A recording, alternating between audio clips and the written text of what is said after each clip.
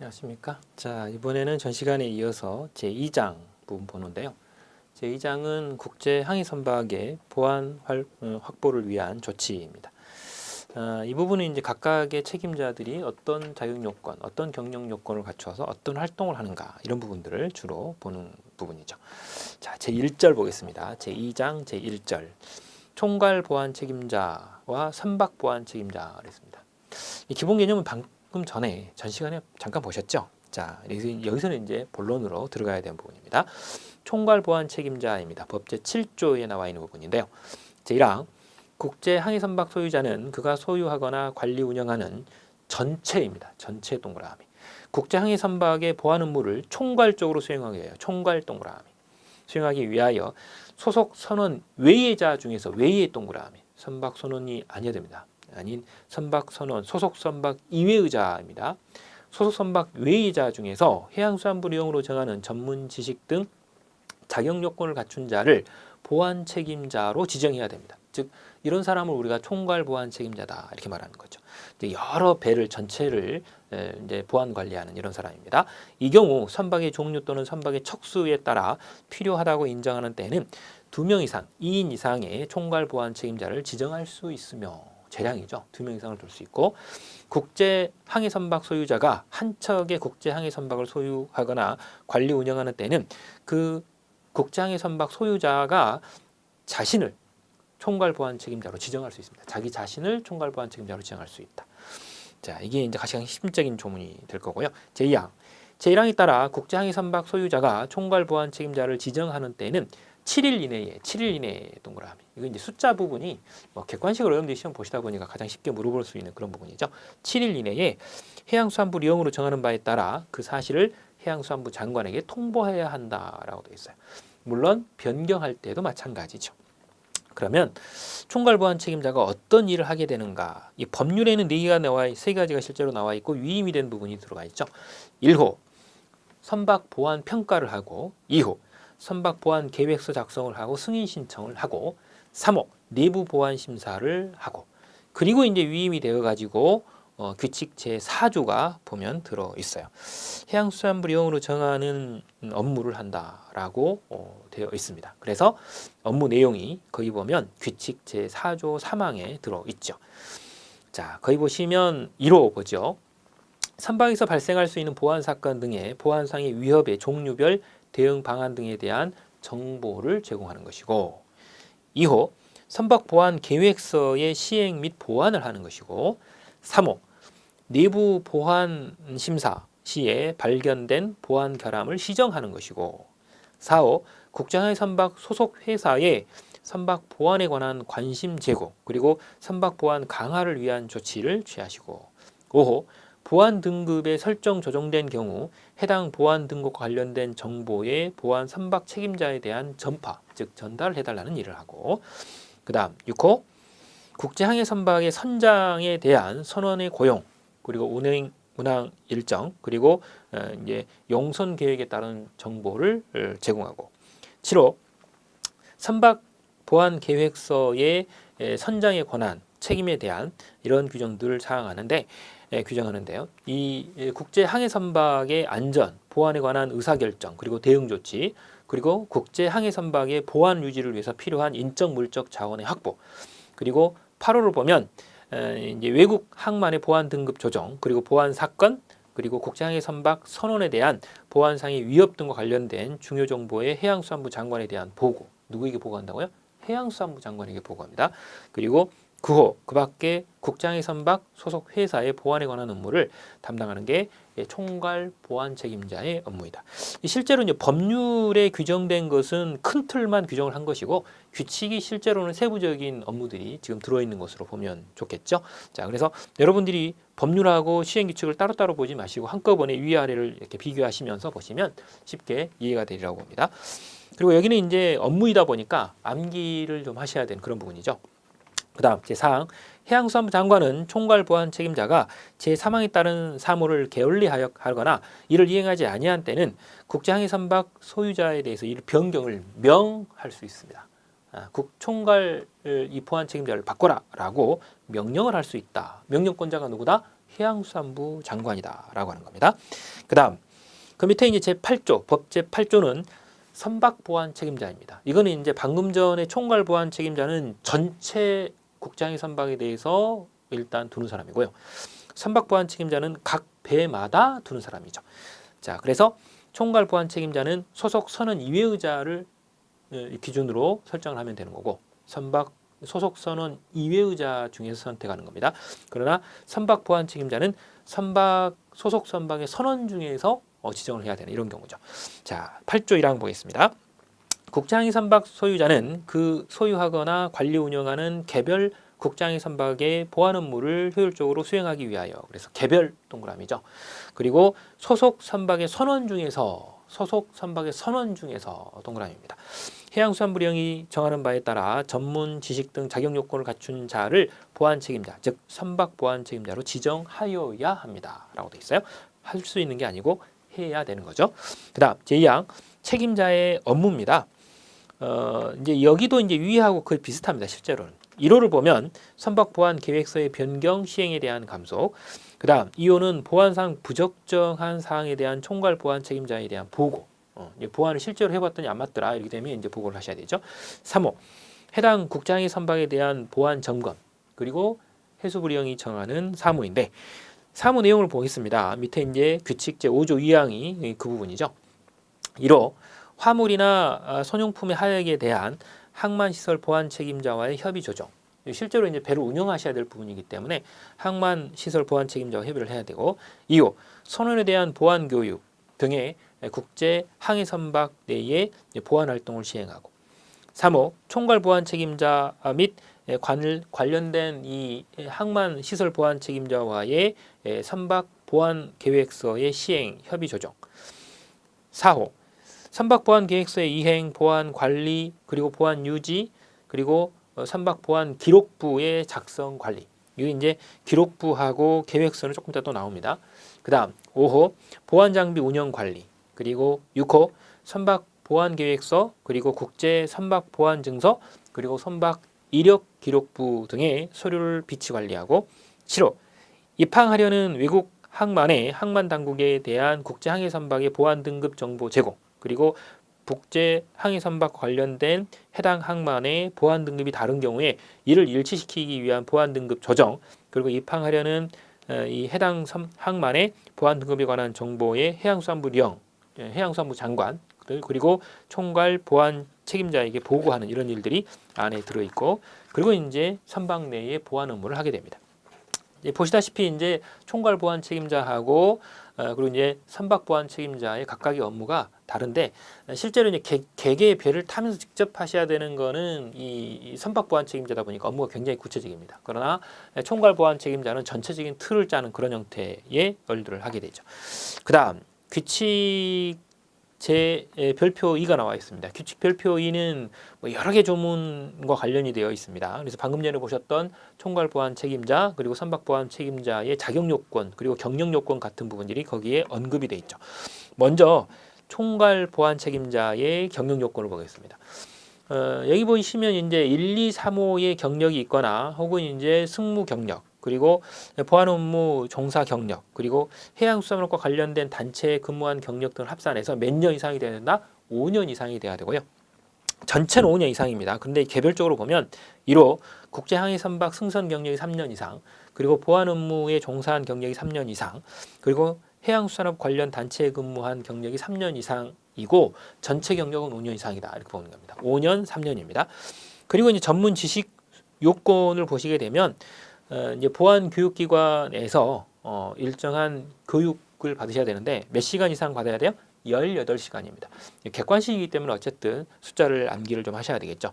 그 다음 선박보안 책임자입니다. 선박보안 책임자는 선박직원법에 따라서 선박직원으로서 승무원 경력이 3년 이상이면 됩니다. 방금 전에는 5년이었는데 여기는 3년이고요.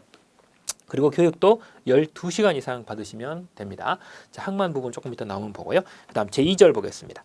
제2절은 방금 전에 소개를 할 때 나왔던 내용들에 대한 부차적인 내용입니다. 그게 바로 선박 보안 평가하고 선박 보안 계획서라는 말이 앞에서 여러분이 배우실 때 나왔었는데 그 부분에 대한 내용이죠. 자, 먼저 선박 보안 평가입니다. 선박 보안 평가에 대해서는 법 제9조에서 규정을 하고 있는데요. 일단 제1항을 보시면 국제 항해 선박 소유자는 이래서 주체가 평가의 주체는 누구다? 소유자입니다. 소유자가 하는 거고 그가 소유하거나 관리 운영하는 개별 국제 항해 선박에 대하여 보안과 관련된 시설, 장비, 인력 등에 대해서 보안 평가를 실시해야 된다. 즉 소유자가 하는 것이 국가가 하는 게 아닙니다. 그렇죠? 국제 항해 선박 소유자가 보안 평가를 실시해야 되는 거고 제2항, 제1항에 따라 이 선박 보안 평가를 실시하였을 때 해양수산부리 영이 정하는 바에 따라 그 결과를 문서로 작성하여 주된 사무소에 보관해야 되고 그 내용을 선박 보안 계획서에 반영해야 됩니다. 이제 개인인 경우는 주소지에 하시면 되고 법인인 경우에는 주된 사무소에 두시면 되는 거고.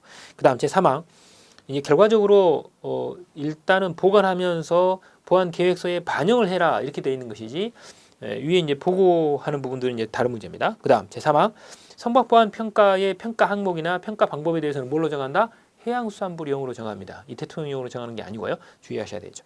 자 그러면 선박 보안 평가는 어떻게 하는가?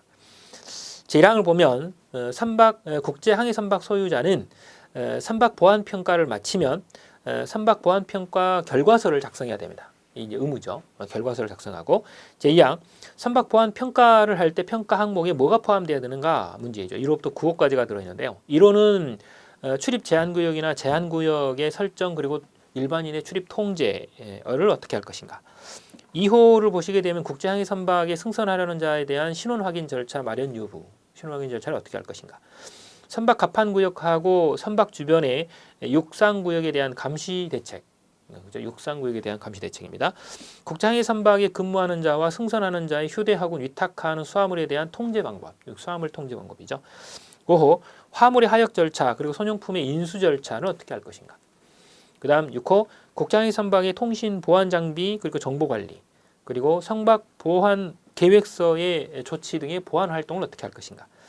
8호 국제항해 선박상의 보안 위협 확인이나 그에 대응하는 절차 및 조치는 어떻게 할 것인가. 9호 보안시설 장비 인력 그리고 보안 취약 요소에 대한 확인과 대응 절차에 관한 부분입니다. 이런 것들이 안에 선박 보안 평가 요소 안에 포함이 돼야 된다라고 하는 것이고, 자 이런 것들이 이제 제3항 보시면 선박 보안 평가는 이 국제항해 선박과 관련된 문서를 확인하는 문서 보안 평가와 국제항해 선박에서의 보안 활동을 확인하는 현장 보안 평가로 할 수 있다라고 되어 있어요. 그래서 문서 보안 평가로도 할 수 있고 현장에 가서 가지고 현장 보안 평가로 할 수도 있습니다. 그래서 이 두 가지로 한다. 이 두 가지 평가를 할 수 있다라고 하는 데 있어요. 그래서 문서 혹은 현장 두 가지입니다. 그다음 선박 보안 계획서입니다. 이거는 이제 법제 10조에 들어 있는데요. 여기도 이제 주체가 제1항을 보시다시피 국제항해 선박 소유자는 이라고 하는 주체가 들어 있습니다. 선박 보안 평가 결과를 반영해서 보안 취약 요소의 개선 방안 그리고 보안 등급별 조치 사항 등을 정해서 보안 계획서를 작성을 해서 해당 선박에 각각의 해당 선박에 비치하고 도움 계획서에 따른 조치를 시행해야 됩니다. 즉 계획서만 짜면 되는 게 아니라 그걸 실행을 해야 되겠죠. 그래서 각각의 선박마다 비치를 하고 실행한다라고 되어 있습니다. 제2항 선박 보안 계획서는 보안 사고와 같은 보안 사항 위협으로부터 선원, 승객, 화물, 선용품 그리고 선박 자체를 보호하는 데 필요한 보안 조치 사항을 포함해야 되고 세부적인 사항은 해양수산부령으로 정한다라고 되어 있어요. 그러면 선박 보안 계획서에는 뭐가 들어 있는가? 그거는 이제 규칙 제7조에 나와 있는데요. 약 10가지로 아주 길게 되어 있습니다. 선박 보안 계획서는 별표 1에 따라서 이 국제 항해 선박 소유자 그리고 항만 시설 소유자의 등급별 세부적인 보안 조치 사항을 이행하도록 되어 있습니다. 각각의 계획이 포함되어 있는데요. 1호를 보시게 되면 각각 제한구역의 설정 그리고 허가받지 않는 사람의 통제 그리고 무단 출입 금지에 대한 표시 그리고 제한구역을 관리하는 이런 부분입니다. 그래서 그 밑에 보시면 각각의 시설물들도 있고요. 그리고 보안 장비 그리고 이제 환기와 같은 이런 부분들이기 때문에 공기 정화나 통풍 그리고 이제 식수 탱크 그리고 유해 물질의 관리 그리고 화물 펌프나 아니면 화물의 소형품 보관구역 그리고 승무원 거주하는 지역 같은 이런 것들을 구역 같은 것들을 규정하는 이런 부분이 들어 있습니다. 그리고 이제 2호를 보시게 되면 이 선박 그러니까 항만 연계 활동과 혹은 선박 상호 활동을 해칠 수 있는 보안상의 위협이나 침해에 대한 대응 조치, 대피 절차 같은 이런 부분들. 그리고 3호, 보안 3등급에서의 정부의 지시를 이행하기 위한 절차입니다. 3등급입니다. 최고 등급이죠. 그 다음 4호, 내부 보안 심사 절차. 그리고 5호, 선박 보안 계획서 시행에 따른 교육과 훈련 부분이 교육 훈련 시켜야 되니까요. 그 다음 6호는 선박 보안 책임자와 총괄 보안 책임자의 성명과 연락처. 그리고 7호는 선박 보안 경보 장치, 그리고 작동 설비의 위치 관리. 그리고 8호는 보안 장비 유지 관리. 그리고 9호는 보안 합의서의 작성 문제. 그리고 이제 협약을 이행하는 이런 부분입니다. 이런 것들이 보시다시피 이제 선박 보안 계획서 안에 들어 있어야 된다라고 하는 거죠. 그 다음 제 3항을 보겠습니다. 제 10조 3항이죠. 법 제 10조 3항. 선박 보안 계획서를 작성했을 때는 누구의 승인을 받는다? 해양수산부 장관의 승인을 받으셔야 돼요. 이제 만드는 것은 이 선박 보안 소유자가 만들지만 해양수산부 장관의 승인을 받으셔야 되고, 그리고 선박 보안 계획서 내용 중에 해양수산부 내용으로 정하는 중요 사항이 변경된 때에도 또 승인을 받으셔야 됩니다. 중요 사항입니다. 그 다음 사항. 해양수산부 장관은 선박보안 계획서 승인을 함에 있어서 대통령령으로 정하는 선박에 대해서는 선박보안 계획서를 승인하는 경우에 관계 국가 보안기관과 미리 협의를 해야 됩니다. 거기 보면 영 제5조가 바로 그 부분인데요. 어떤 선박들에 대해서 관계 국가 보안기관과 미리 협의를 해야 되는가? 1호, 보안 업무 규정에 따른 보안 장비로 지정된 선박이나, 혹은 2호는 국제항해 선박 중에 여객선은 일단 국가 보안기관과 협의를 해야 됩니다.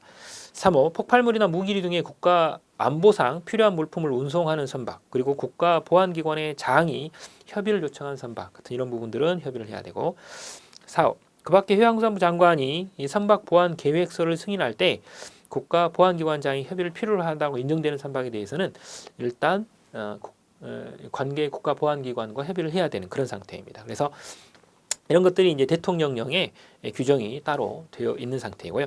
그다음 제5항, 선박 보안 계획서 승인 절차에 관해서는 해양수산부 령으로 정한다라고 해서 안에 이제 승인 변경 절차가 쭉 들어 있는데 어떤 서면을 제출해야 되는가 이런 부분들이 들어 있죠. 이때도 규칙 제9조에 세부적인 내용들이 들어 있는데, 이때는 이제 관련 서류를 첨부를 해서 지방해양수산청장, 즉 지방청장이죠. 청장에게 제출을 해야 되는 그런 경우입니다. 그리고 이제 제2항 부분을 봅니다. 선박보안 계획서는 그 선박에 사용되는 언어로 작성해야 됩니다. 이게 원칙입니다. 그 선박에 사용되는 언어로 작성한다. 다만 그 사용 언어가 영어, 불어 또는 스페인어가 아닌 경우에는 영어, 불어, 스페인어 중에 어느 하나의 언어로 병기가 돼야 된다라고 되어 있어요. 이거는 꼭 알아두셔야 되죠. 이거는 알아두셔야 됩니다. 그리고 선박보안 계획서는 전자문서로 작성할 수 있습니다. 저기 이제 꼭 손으로 써야 되는 건 아니고 전자문서, 즉 종이가 아닌 것으로도 작성이 된다. 자, 이렇게 보시고요. 여기서는 이제 어떤 형식을 걸치고 어떤 절차를 걸치며 누가 만들고 어떤 사항이 규정돼야 되는가, 어떤 일을 해야 되는가. 자, 이런 것들이 여러분들이 이제 가장 핵심적인 부분이 되죠. 그다음 제 3절입니다. 선박보안심사입니다. 항만이 아니고 선박이죠. 그래서 거기 보시면 법률 제11조가 선박보안심사에 대해서 규정을 하고 12조 이하는 재심사나 혹은 보안증서 교부 이런 것들이 쭉 이제 이어집니다. 순서대로. 자, 먼저 법 제11조 1항입니다. 국제항해선박 소유자는 그 소유하거나 관리 운영하는 개별, 그랬어요. 개별 동그라미. 국제항해선박에 대하여 선박보안 계획서에 따른 조치 등을 적정하게 시행하였는지 여부를 확인하기 위하여 해양수산부 장관에게 보안심사, 즉 선박보안심사를 받아야 된다. 실제로 그렇게 잘 이루어지고 있는지 선박보안심사를 받는 거죠. 그런데 심사가 세 가지가 있습니다. 최초보안심사, 갱신보안심사, 중간보안심사라고 하는 세 가지가 있는데, 최초보안심사는 국제 선박보안증서를 처음으로 교부받을 때 행하는 심사입니다. 처음입니다. 무엇을 교부받을 때? 국제 선박보안증서를 처음 받을 때. 그 다음 2호 갱신보안심사가 있습니다. 이거는 이제 국제 선박보안증서의 유효기간이 만료되기 전에 해양수산부이 정하는 시기에 따라서 심사를 또 한번 받는데, 그게 이제 갱신보안심사. 그 다음 3호 중간보안심사가 있습니다. 이거는 최초보안심사와 갱신보안심사 사이에 하거나 또는 갱신보안심사와 갱신보안심사 사이에 해수부령이 정하는 시기에 따라서 심사를 하는 이런 형태입니다. 자, 이랬을 때 이제 이 갱신보안심사하고 중간보안심사는 해수부령이 정하는 시기가 있어요. 그게 규칙 제10조에 나와 있습니다. 먼저 갱신보안심사에 있어서는 국제선박보안증서 유효기간 만료하기 3개월 전부터 유효기간 만료일까지 이 사이에 받으시면 되고, 그리고 중간보안심사에 있어서는 유효기간이 시작된 후 2년이 지난 날로부터 1년간 사이에 하시면 됩니다. 그래서 기간이 각각 다르게 규정되어 있어요. 그래서 이거는 객관식이기 때문에 암기를 반드시 하셔야 되겠죠. 그 다음 제2항 봅니다. 법 제11조 2항. 국제항해선박 소유자는 최초 보안심사를 받기 전에 임시로 국제항해선박을 항해에 하려는 경우에는 미리 쓰는 거죠. 이렇게 이제 임시로 이제 최초 보안 심사를 받기 전에 임시로 선박을 운행해야 되는 경우죠. 이런 경우일 때는 해수부령이 정하는 바에 따라 해양수산부 장관에게 선박 보안 평가의 실시, 그리고 선박 보안 계획서의 작성 시행에 관한 이행 여부를 확인하는 보안 심사를 받는데, 우리는 그걸 보고 임시 선박 보안 심사라고 합니다. 제1항은 정기적인 이제 선박 보안 심사, 일반적인 선박 보안 심사고, 2항은 임시 보안 선박 심사죠. 자, 그래서 이때 해수부령으로 정하는 부분이 있기 때문에 규칙 제10조 2항이 들어옵니다. 자, 어떨 때 하느냐? 1호, 새로 건조된 선박을 국제 선박 보안 증서가 교부되기 전에 국제항해 이용하려고 할 때 임시 선박 보안 심사를 받습니다. 2호, 국제 선박 보안 증서 유효 기간이 지난 국제항해 선박을 국제 선박 보안 증서가 교부되기 전에 국제항해 이용하려는 경우, 이거는 끝난 뒤에 하는 거고. 3호, 외국 국제항해 선박의 국적이 대한민국으로 변경되는, 국적 변경을 할 때. 4호, 국제항해 선박 소유자가 변경되는 경우, 소유자 변경일 때입니다. 자, 이렇게 나타나더라라고 하는 겁니다. 이런 경우들이 이제 임시 선박 보안 심사를 받으셔야 된다. 그래서 받는 사람은 국제항해 선박 소유자입니다. 그다음 11조 법 제11조 3항입니다. 해양수산부 장관은 국제항해 선박에서 보안 사건이 발생하는 등 해수부령이 정하는 사유가 있는 때는 국제항해 선박에 대하여 국제 선박 보안 계획서의 작성 시행에 관한 이행 여부를 확인하는 보안 심사를 따로 받습니다. 이건 이제 보안 사고가 났을 때 받는 거죠. 이게 이제 특별 선박 보안 심사입니다. 이때도 해수부령으로 정하도록 되어 있기 때문에 10조 3항이 들어오는데, 어떨 때 특별 선박 보호 심사, 보안 심사를 받느냐? 1호, 국제 항해 선박이 보안 사건으로 외국의 항만 당국에 의하여 출항 정지 또는 입항 거부를 당하거나 외국의 항만으로부터 추방된 경우입니다. 외국 항만 당국하고 이제 이렇게 사건이 터졌을 때. 그다음 2호, 외국의 항만 당국이 보안 관리 체계에 중대한 결함을 지적하여 통보한 경우, 중대 결함에 의한 통보. 그다음 3호, 그밖에 국제 항해 선박의 보안 관리 체계의 중대한 결함에 대한 신뢰할 만한 신고가 있는 등 해양수산부 장관이 국제 항해 선박의 보안 관리 체계에 대해서 보안 심사가 필요하다고 인정을 하면 이때는 특별 보안 선박 보안 심사를 따로 받게 됩니다. 그래서 1항 같은 경우는 일반적인 선박 보안 심사고요. 2항은 임시이고 3항은 특별입니다. 그다음 4항 봅니다. 1항부터 3항까지의 선박보안심사, 임시선박보안심사, 특별선박보안심사의 세부 내용, 그리고 그 절차와 방법은 뭘로 정한다? 해수부령으로 정한다. 이렇게 돼 있어요. 그래서 그 밑에 보시면 이제 심사할 때 뭘 심사하는지 심사 내용이 들어있죠. 그래서 이제 정기적으로 일반적으로 하는 경우에는 1호 맨 6칸이죠. 이제 승인된 선박보안 계획서의 비치 여부, 그리고 2호는 선박 보안 활동의 기록 여부, 3호는 경보 장비나 보안 장비의 정상 운영 여부. 그다음 임시 선박 보안에 있어서는 어차피 이제 소유자가 바뀌거나 이제 문제가 생겼을 때이기 때문에 선박 보안 평가 결과를 선박 보안 계획서에 반영했는지 여부, 그리고 계획서의 실행 여부, 그리고 경보 장비의 작동 여부, 그리고 총괄 보안 책임자나 선박 보안 책임자의 사무 위행 혹은 이 보안 관리 체계를 숙지하고 있는가 여부, 그리고 내부 보안 심사를 포함해서 최초 보안 심사를 받기 위한 준비 상태 같은 이런 경우들을 임시 선박 보안 심사할 때 한다. 그다음 특별 선박 보안 심사는 사고가 터졌죠. 보안 사건이. 그래서 특별 보안 심사의 원인이 된 사유에 대해서 보는 이런 형태입니다. 자, 이렇게 해서 이제 선박 보안 심사를 받은 것도 있지만 재심사도 있습니다. 그래서 이게 법률 제21조에 재심사 부분이 있는데요. 그걸 한번 보죠.